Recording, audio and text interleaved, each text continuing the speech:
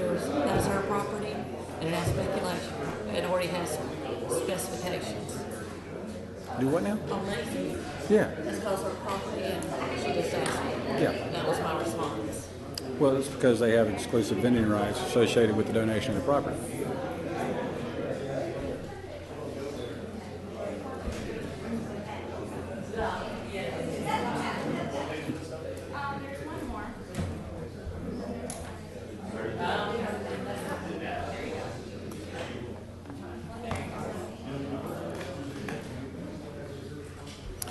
Okay, we're ready to get started.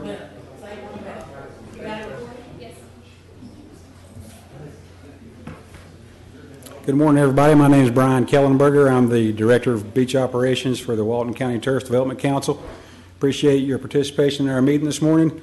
The purpose of the meeting is to go over the revisions to the beach vending section of the Waterways and Beaches Ordinance.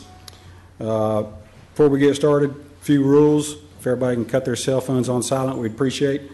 At the end of the presentation, we'll do a question and answer session, recognition by hands, and if we would respect each other's comments and opinions, I'd appreciate. Before we get started, Jim Bagby's in the room with us. A few words from our Executive Director. Thanks, Brian. I want to recognize Commissioner Cecilia and offer her opportunity to say anything. Okay. I didn't know it was supposed to be instant and season now. I just, I'm here to wish you a successful year. I've talked to so many of you on the phone, and I just want you to know that Walton County supports small business people. We know that small business people are the backbone of our country, and we want to encourage you to thrive, and we want to be here to support you and help you and not be overbearing. And I know sometimes it probably seems like we are, but we're trying to bring harmony to our environment along with you, and I know you are. When tourists come down here, sometimes the first people they see are you.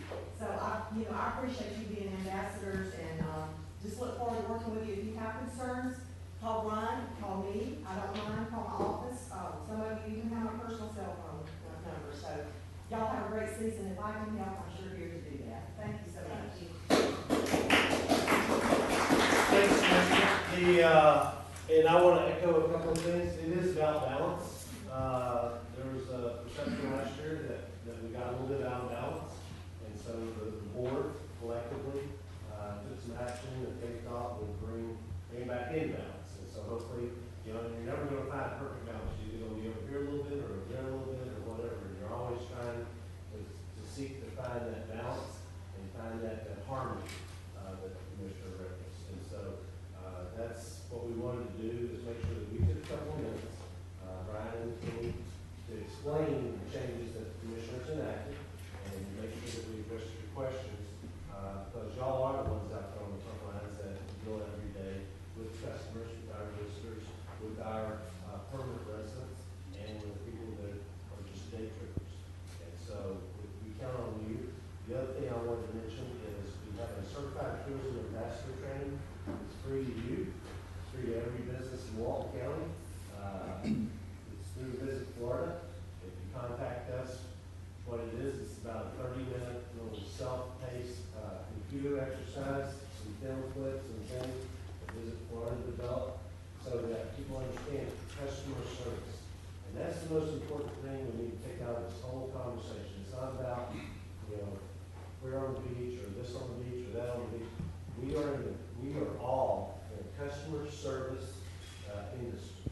Because if we don't keep them coming back, if they have a bad experience because somebody threatened them or somebody moved their stuff or somebody did this or did that, they won't come back. And so I encourage you to sign up. And it's open to everybody.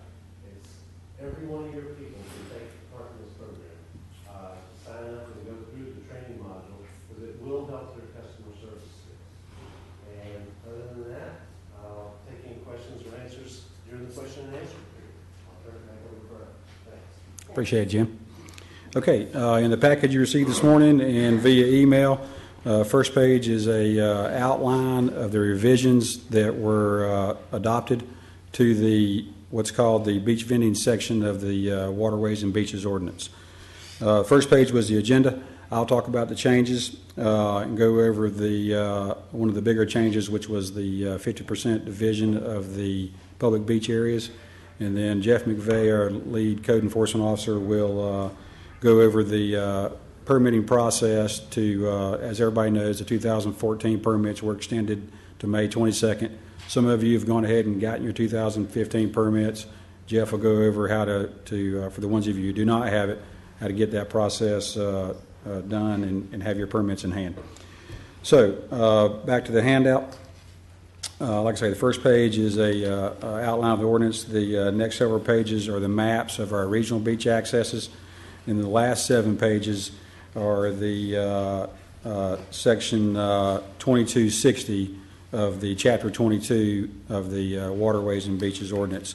And it has the actual verbiage changes underlined in it. So back to the outline. A little bit about this. As everybody knows, we had a request by the County Commission to come up with some solutions to some of the issues we had last year. The TDC put forth several recommendations that we had developed through a couple of workshops and through input from different people in the county. It was presented at March 10th meeting and then again at a April 14th meeting where the final language was adopted and was voted on and actually became effective May 1st because we felt the need to make sure that everybody was notified properly and give everybody the opportunity to get their 2015 permits. We set an enforcement date of May 22nd. So the changes that we talk about today, our code enforcement people will start enforcing those new revisions to the ordinance starting May 22nd. So starting with our outline, most of these changes were small verbiage changes to clarify or to make the code consistent throughout. So the first one, once again, these were all in 2013-04, which is the number of the ordinance, and then Chapter 22, Section 60. I'll just start with paragraph and subparagraph numbers. So subparagraph or paragraph B, subparagraph 1, a verbiage change to clarify the difference between a specific location permit and a delivery permit. So we added the verbiage specific place in a couple of areas in that paragraph. The second one was in section D1 where we changed the word concession to vending operation. Simple clarification so that everybody understood that we're talking about a vending operation. The next change was in paragraph D3, and it was a verbiage inserted that would make an allowance to provide for a 10-foot corridor in front of our lifeguard stations. At each one of our regional beach accesses, there's a lifeguard station. So there needs to remain a 10-foot corridor in front of this lifeguard station to the water. Lifeguards typically stake this out in the morning when they get there, but just be aware that that is a now new verbiage change to the ordinance, and it will be enforced.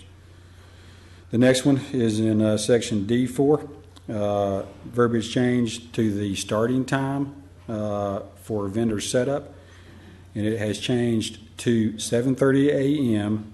or after the morning sea turtle nesting survey is completed. So the South Walton Turtle Watch, who is our turtle monitoring sponsor, has a texting program, and that was outlined in our pre-season meeting. If you do not have that information and you're not set up, please contact Haley. She has all the information and can get you the correct information to make sure you get signed up properly and you're receiving these texts. So new start time, 7:30 a.m. or when the area has been cleared by text by the turtle monitoring program. That doesn't mean by when the person walks by and waves to you. Better have a text because that's what we're going by. We're not going by the I saw the turtle person.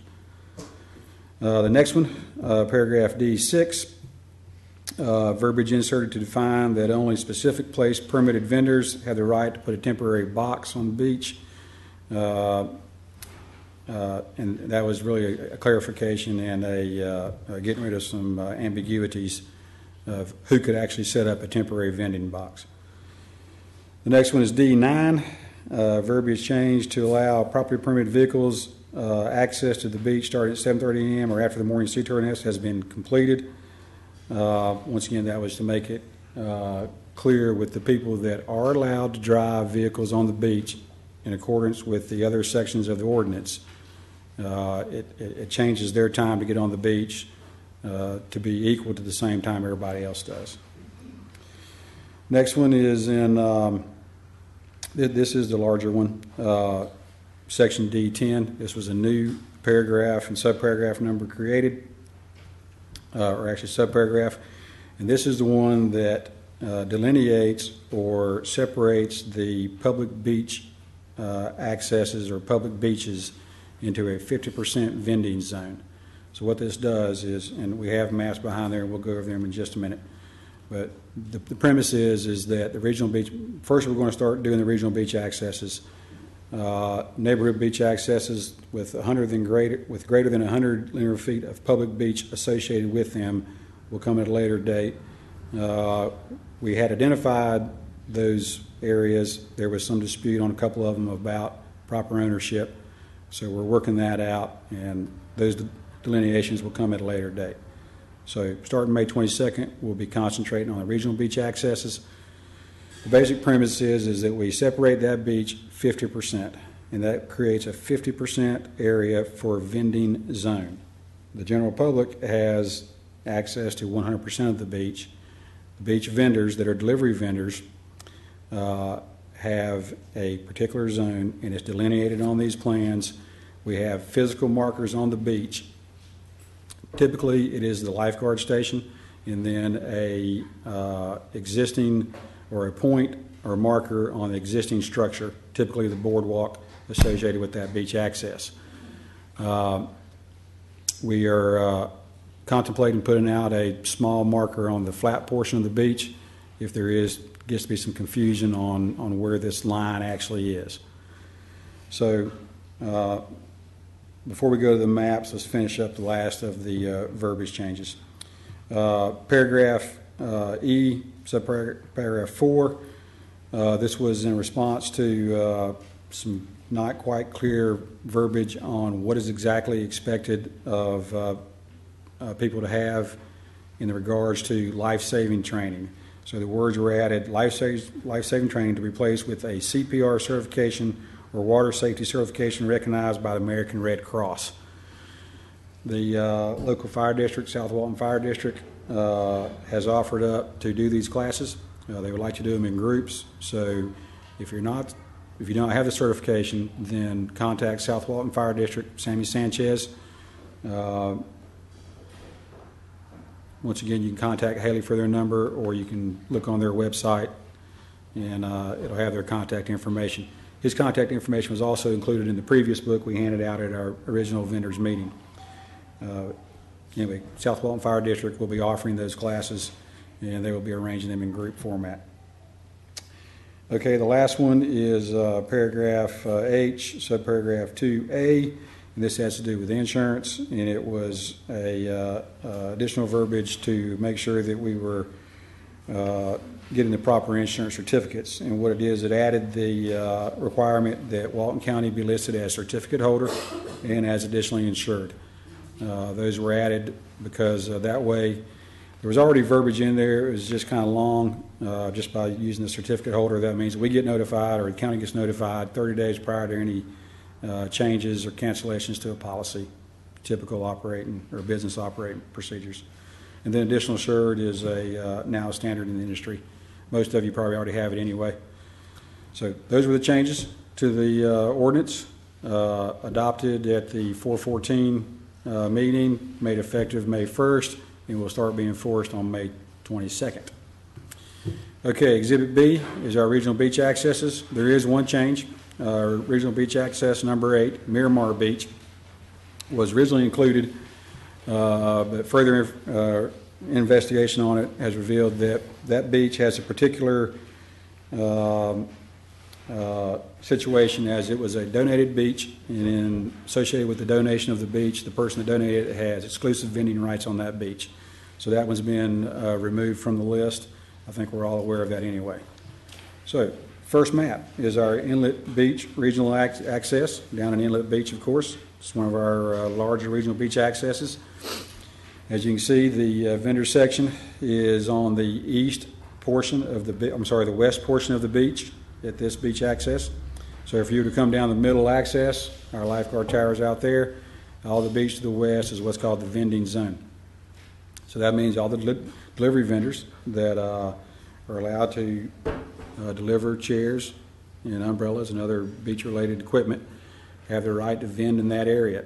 General public has access to the whole beach, and then of course the section on the east side is left as a non-vending zone, so that the general public, that comes to the beach at 10 a.m. can have an opportunity to get what's considered a waterfront seat. In an email as a response to our mail out, the question came up that your verbiage says frontage. Does that mean that we can set up chairs behind the front row seats? No, that means that the vending zone is the delineated portion as shown in this map. There will be signs placed at the top of the boardwalks and at the bottom of the boardwalks that have this same description on it for this particular beach.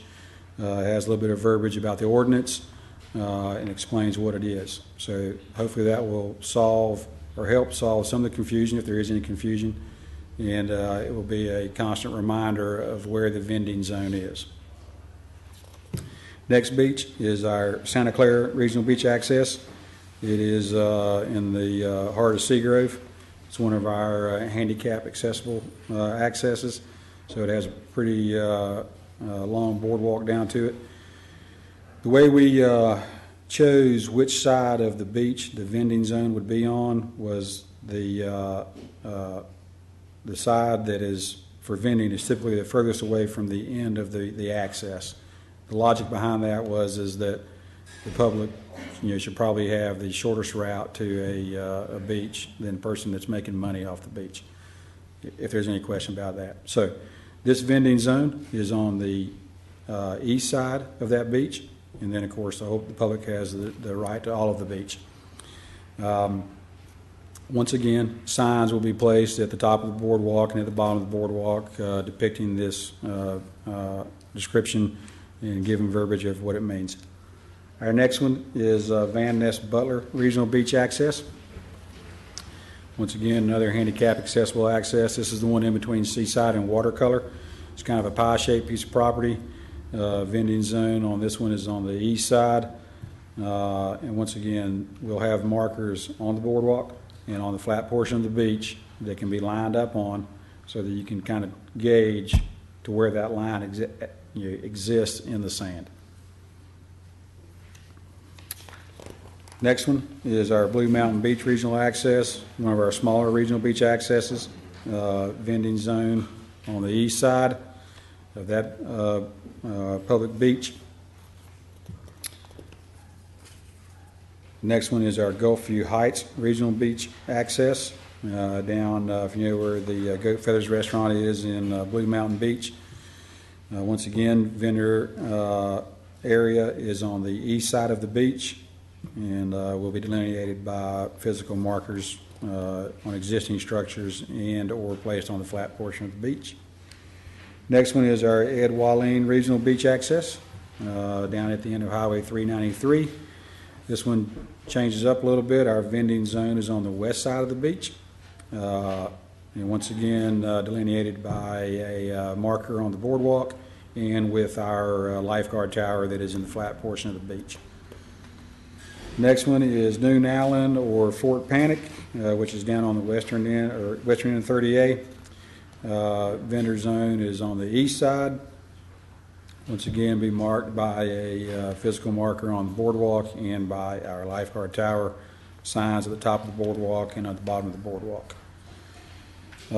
Like I said, the Miramar Beach access down to Miramar has been omitted based on its special circumstances associated with it. Last 7 pages is the actual section of the ordinance, chapter 22, and this is section 2260. And as you look down through it, you'll see the underlined and different colored. I know this is in black and white, so it looks a little different shade of gray. but they're underlined, and you can see where the changes were inserted into the beach vending ordinance. So, with that portion of the meeting being said, do we have any questions on that portion? Yes, sir. We got a microphone. If you'll state your name. Eric Johnson, Miramar Beach Service. Appreciate it. 2 questions. Let's see, I think it was paragraph D, line 4. It says we have to be off the beach by an hour after sunset. Will that include sitting customers? Like, do I have to tell them they have to get up? Say we were having a special function, wedding anniversary, or anything like that. Do I have to tell them an hour after sunset we're closed? That's my first question. Secondly, when I'm looking at many of these maps where you're delineating where we're going to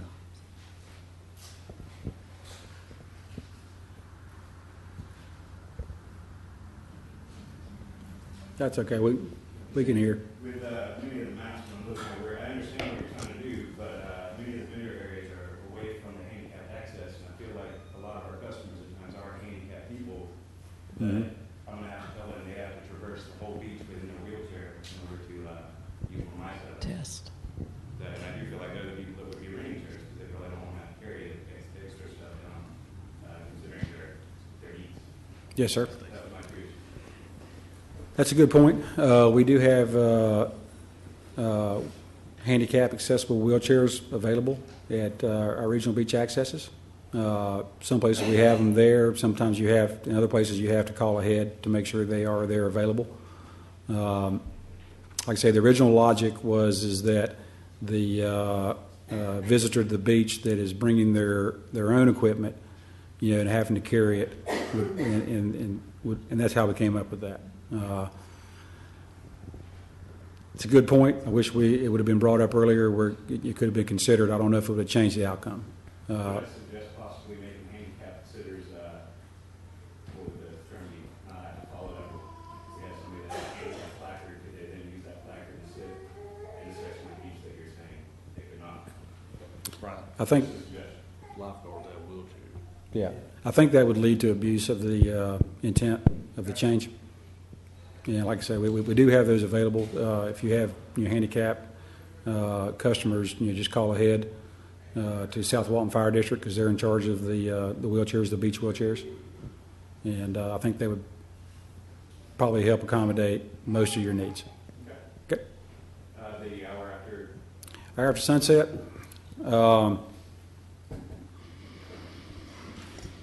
I don't know how we can enforce that. I mean, I think what I heard was special event. If you have a special event, you have to have a special event permit. So that would cover.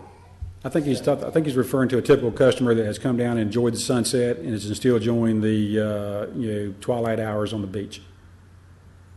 My Or property. twilight is less than an hour after Yeah. sunset. Well, So, I mean, it's yeah. an hour after sunset, you're even past Yeah. EMT or whatever. And so, I mean, it's dark.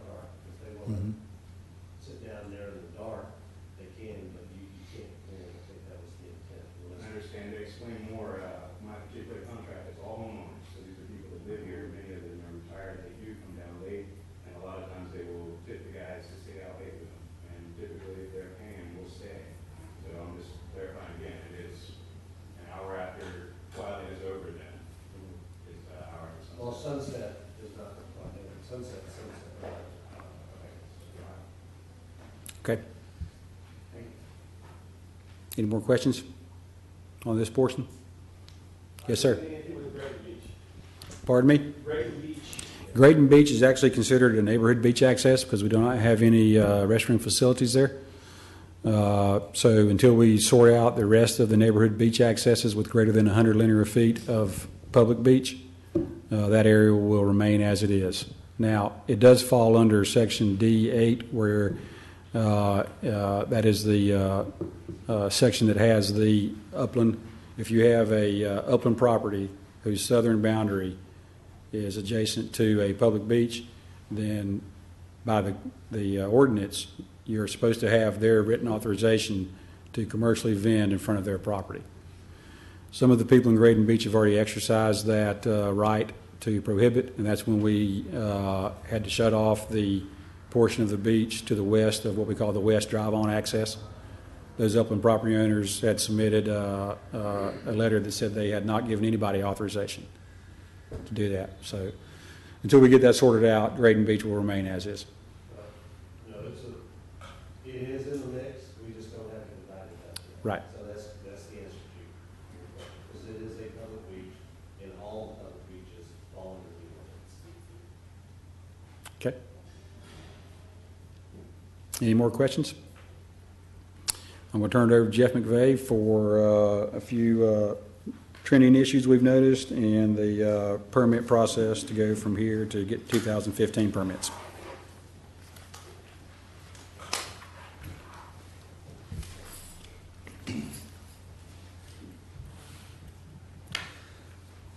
Good morning. Still for a few more minutes. Junior posed a question, bonfires. The bonfires apply to your 50% margin? And unless they direct us otherwise, yeah, that's bonfires and laws on that 50% of the beach.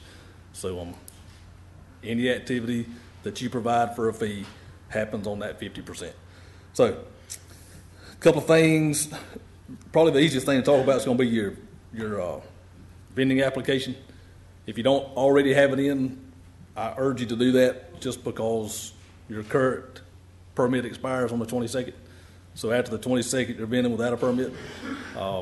Understand that if we get 40 this week, we probably won't get 40 of them done by Friday evening, but we'll make a good effort to have everything out of here by the 22nd. We've had pretty good turnaround so far. The biggest issue we had with vending permits was having to track down and chase down the ones that's not here today, that's playing the game and wanting to get permission from a property owner that owns a house 3 streets in and wanting permission to vend on the beach that's not beachfront, that kind of stuff. So it takes a lot of time. If we wind up getting tangled up in that, then that just puts you on our radar. So most of you guys that are sitting here today are not one of those people. So just make sure, submit your application by the ordinance. You know what the rules are. You know how to do it. You've been doing it for however long. So just make sure all your information's in there. Letitia and the girls are good at checking that stuff in when you bring it in. When you bring it in, they'll go down the list with you to make sure you got everything. If you don't have it, they'll let you fax it in or email it in or bring it by. I mean, I even picked some stuff up from a guy running into him on the beach the other day, and he's like, hey, I got to take this to the courthouse. I'm like, I'm going in here. So we'll work with you. We just want to help you get your permits out by the 22nd. Vendor contact list and emails. I see 2 people sitting in here that says, hey, I didn't hear anything about the meeting. Make sure that Haley's got good information. She had the sign-in sheets out for the vendor meeting preseason. If she couldn't read an email address, if it's kicking back to her or whatever. So if you hadn't been getting the emails from Haley, 2 or 3, I think, probably by now already, if you hadn't get the emails, make sure that she's got a good email address on you and she'll get you on the list so you get everything. That email list includes the Sheriff's Office Beach Patrol crew, and it will also include the South Walton's lifeguard supervisors. So everything that you guys get, they all get. So it's all inclusive. Everybody sees the same information. We want everybody to see it at the same time and not to get a hearsay. So make sure we got good contact information on you. 2015 trending issues so far. Here's what we've beat our head against the sand with so far since spring break started for the most part. The biggest issue we've had so far on the permits, let's stay on permits while we're there, 1,000 foot of beach to have a kiosk. If you got 1,000 foot of beach, you can have 1 kiosk per 500 feet. If you got 300 foot of beach, you can't have a kiosk. So make sure that when you submit your permits, when we see your site plans, if we're seeing site plans on inventories and that kind of stuff, and you only got 300 foot of beach, then we can't approve the permit entirely because it violates the ordinance. So we've had several of those come through where there's a kiosk on 200 foot of beach that doesn't line up with the ordinance, so we can't approve it. So if we're kicking stuff back to you because you violate the ordinance, then the delay's on your behalf and it's not ours. We just make sure to read the portion of the ordinance that says your vending requirements, what you have to have in your permit. It's in the ordinance, it's in the the flyers that we've sent out in the other meetings. So take a few minutes, go through that checklist, make sure everything's in order. Clean the area around you. The ordinance says that you're responsible for cleaning the beach within 100 foot of where you vend at. If you have a chair and an umbrella somewhere, 100 foot around, that's your responsibility. So when we go back in the afternoon and your chairs are gone and the holes are still there from your umbrellas, but all the trash is still there, then that just puts you on the radar, okay? When we go back in the morning at 6:30 or 7 o'clock in the morning, shift guy comes down through there and your chairs are sitting on top of tater chip bags and beer cans and whatever. I mean, that's not the example that we want to set. We don't want y'all to set that example either. I understand it takes you another 30 or 45 seconds or a minute if you just go in and put in one set somewhere. We have less issues on the bigger beaches because they've got enough guys. Somebody's job is to clean the beach. So take a couple extra minutes. Make sure you keep your rubber bands up, and we find a lot of those rubber bands. We don't find them. Turtle Watch finds them and sends them to us and says, hey, help us out with this. The turtle's eating rubber bands. So when you break a rubber band, just have you guys pick it up, stick it in their pocket, and take it with them when they go. Emergency access. As most of you know that's working the center section of the beach, or the eastern center section, if you will, around Seagrove and all that way, it's really narrow. The waves, I've seen as recently as last week, the waves coming to the boardwalks.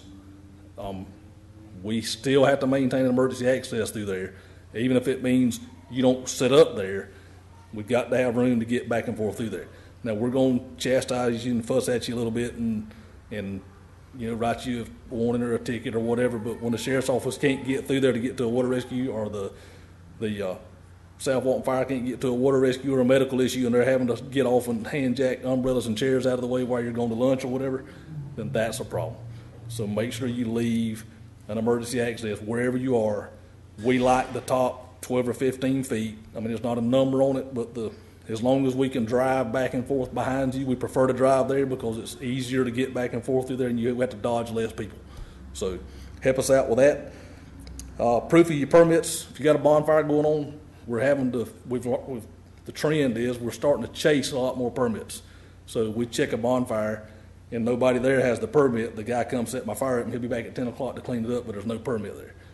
Print your permit, stick it on the corner of the table, and we try not to fool your customers. We just go to the table, and 90% of the time it's sticking on the corner of the table. We read the permit and get in the truck and never even have to speak to anybody. Now, a lot of times they'll ask us, hey, how you doing? Can we help you or whatever? But just stick your permit there. That way we don't have to fool your customers, and we don't have to spend 10 or 15 minutes calling dispatch and all and trying to figure out is the permit valid or in the right spot or whatnot. So vending without permits, we've run across that half a dozen times or so we've had to deal with that some. So make sure you get your permit stuff in. If you don't have a permit, it's $100 a day basically if we catch you doing it. We've already had a couple issues with that, so make sure you get your permits on in here. Ghost sets are less. We appreciate that. We're seeing less ghost sets. However, they are still there. We have made a couple of cases on ghost sets. Just use good judgment. If there's not anybody in them, don't put them on the beach. Don't put them on the beach 3 days in a row and us call you and say, well, they went shopping yesterday and they're going to play golf today. If they're on the beach, I expect to see somebody in them or some sign that somebody's been in them at some portion through the day. But like I say, we appreciate it. There's been a lot less of them so far. However, we're kind of sitting back saying, in a week and a half, it's going to go crazy. So y'all prove us wrong. That's what we want you to do. Setting up too close or in front of people.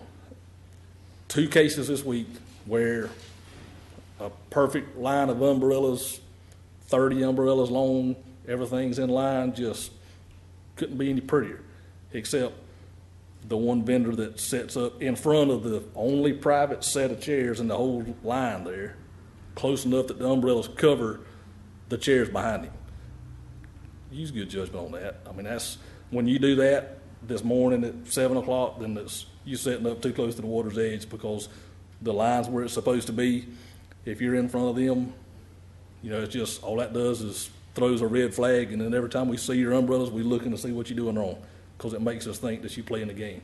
And we play that challenge. We don't mind we don't mind playing the game. We'd rather not do it, but it just makes our day go by faster. It gives us somebody to chase around and try to figure out where all are they doing it. We know they're doing it here. Where else on 26 miles of beach are they doing the same thing? So, soliciting and canvassing.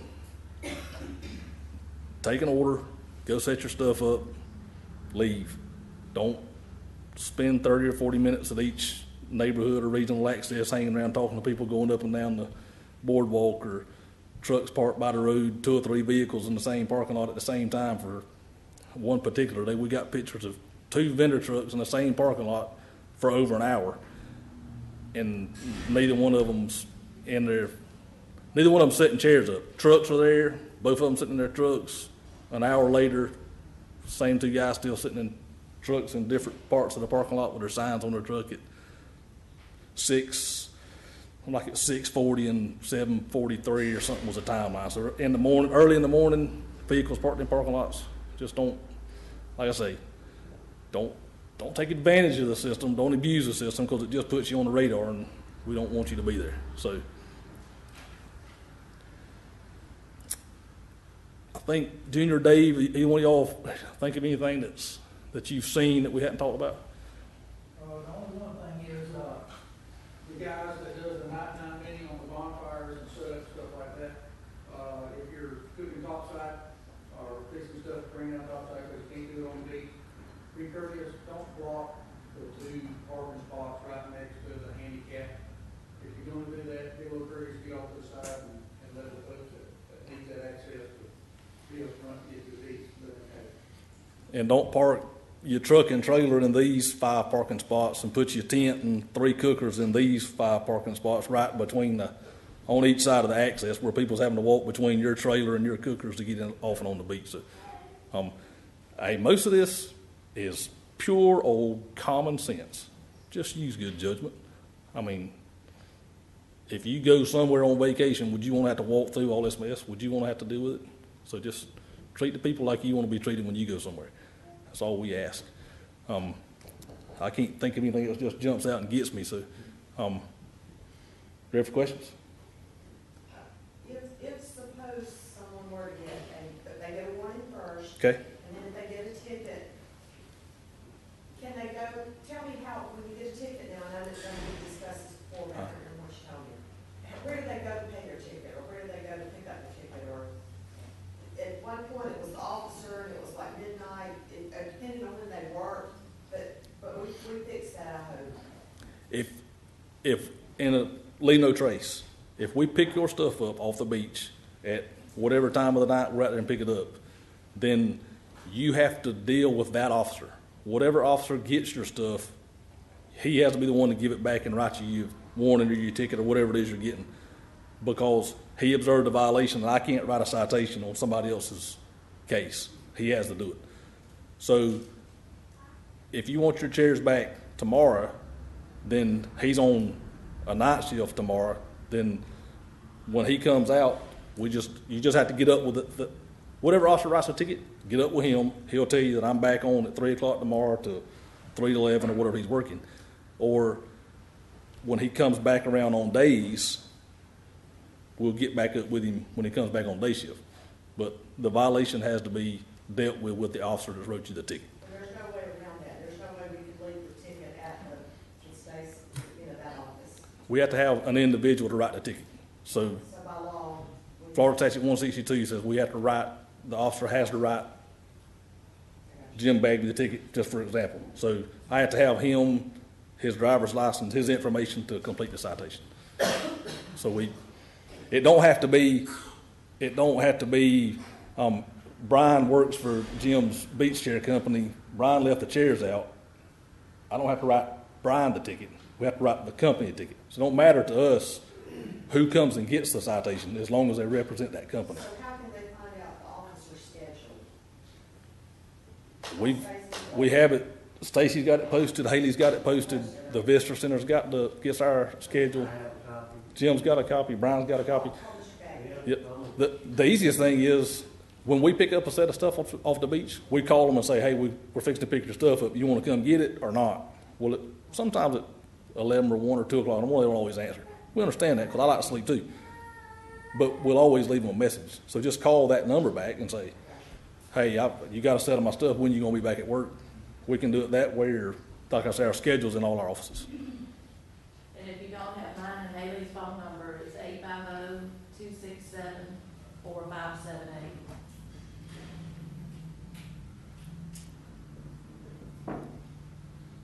And the rest of the question was, what do you do with the ticket?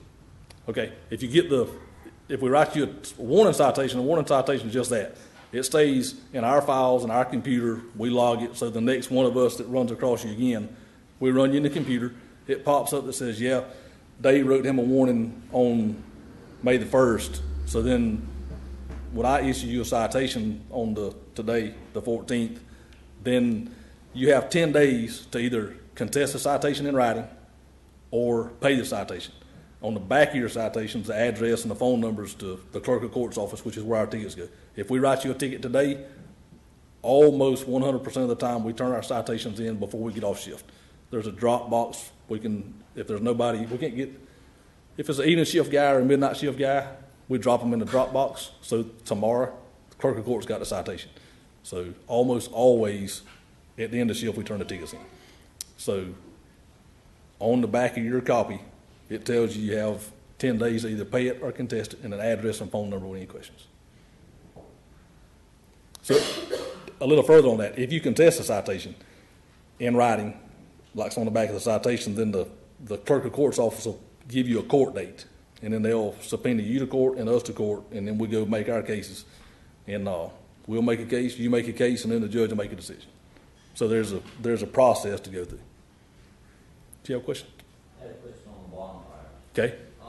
South Walton Fire District does not regulate how many permits for a location that they issue every evening. Right. So at the Van Ness Butler access, for example, we've had a problem in the past where we have 3 or 4 people down there doing bonfires at that little access.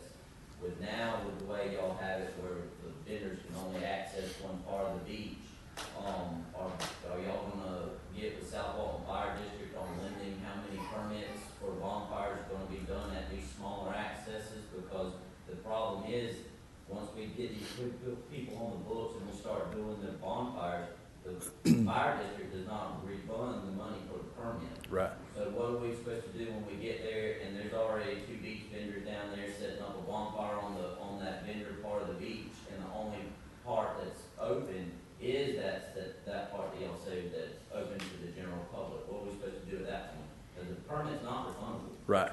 And they're already gonna be sitting there ready to have their bonfire. Yeah. So what do we do at that point? It's a good point. We'll have a discussion with South Walton Fire District and with county commissioners as do we want to limit the number of bonfires we can have at regional beach access. Well, it just needs to be per how much footage of beaches down there to do it. I agree. It's a good idea. I mean, that's another reason why they have special event permits for weddings, so you don't have more than weddings that can be accommodated at a certain access. Right. So, good point. We'll discuss that, and then there'll be some sort of direction given by the BCC to us on what to do. I say, the special event permit, do you still have to get a vending section, or do they have to do a push if you have a special event permit? Special event permits, Supersedes. sometimes they're vendors, sometimes they're not. A lot of times they're wedding people. Well, I work with, Yeah. I work with a company that does them, I supply the chairs for them, so I want to know. Special event permit, you'll have to list what you're gonna do and how you're gonna do it and all that, and, They can get it for it. Yeah, a special events permit is just that. It's for special events, and it supersedes the ordinance. It allows you to have music on the beach and to have lights on the beach and that kind of stuff. So once the special events permit is approved and all of your stipulations is in it, then it allows you to deviate from the ordinance. However, if you've got a special events permit and we check you on the beach and you've got a bonfire check and music check, but you don't have lights and all that kind of stuff on your permit that's approved, then it puts you in violation of your special events permit. So just make sure whatever you're going to do is on your special events permit. Because I just do the chairs for them, so I want to make sure that. Right. They have it, that's good, so you don't come down and I get in trouble because I deliver them and they said they have a permit for it, so I just need to make sure that they have a permit for all that stuff. I got you. That's all I want to make sure. someone else screw up doesn't get in trouble. I'm with you. Anything else? I did Jim? want to say one thing. You know, and Jeff went through the trending, some things that we've noticed this spring. But I want to thank you that this spring was a lot more calm than last spring. Oh, yeah. And people can say, well, it's because the county commissioners were, have the ordinance in front of them for revision, but I don't believe that. I think everybody understands that it's in all our best interests, okay, to use our common sense, to provide good customer service, to get those people back. And so I just want to thank you for what you did this spring. You did a great job.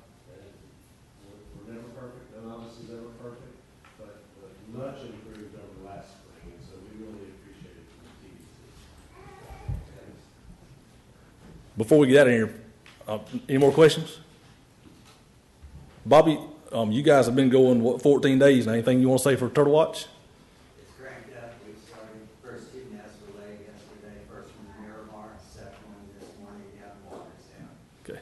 So, season's up and running. If I could say one thing. Come up here, Bobby, if you don't mind, so I can hear you.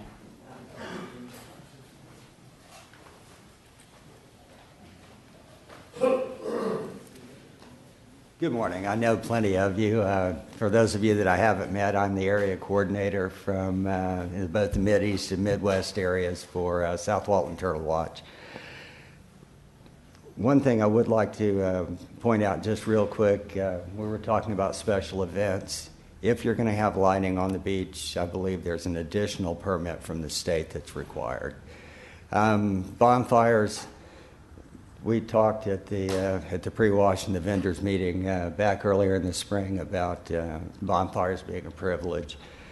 We know that they're a point source of light. They are, in fact, banned in the lighting ordinance, as well as tiki torches. Nobody wants to stop them. What I would like to ask on a voluntary basis for you to start them as early or as close to sunset as you can, and basically an hour after sunset, have them burned down to the point that they're no longer considered a point source of light. We know statistically that 1 out of all 3 nesting sea turtles make their first nesting attempt between full-on dark and 11 p.m., which is, frankly, when most folks want to be out and having a bonfire. But if we can have those fires burned down to the point that an hour or so after dark, that they're no longer a point source of light. And I would point out also that tiki torches are, in fact, not allowed. They're actually, in addition, as a point source of light, they're also covered in the ordinance under fossil fuel burning. Only a single gas jet is basically allowed as far as an open flame. So I'd ask that you do your part. We're looking at, our season started early. First nest was laid last year on the 27th of May. The year prior to that was on the 11th of May. So we had nearly 100 sea turtle nests that year in the county that when the season started as early as we have this year. Not experienced any early setups. We've not experienced any vendor violations in these first 2 weeks, and I want to thank all of you. I hope the texting program is working for everyone. We're doing our level best to clear the beaches as early as we can. We're starting at 5:30 now. In another week or so, we'll be out there at 25 after, and another 2 or 3 weeks, we'll be on the beach at 5:15 at first light. So we'll clear them, and hopefully you guys can get out and get set up. And wish each and every one of you an awesome and successful season. Thank you.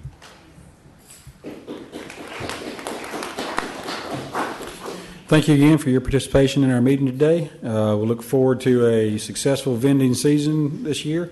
If you got any questions or comments prior to the May 22nd enforcement date, our contact information is on the handout. Please call us, and highly encourage you, for the people that have not got 2015 permits, to get them the applications submitted so we can get them processed and get them back and not be in a crunch time come May 22nd. Appreciate it.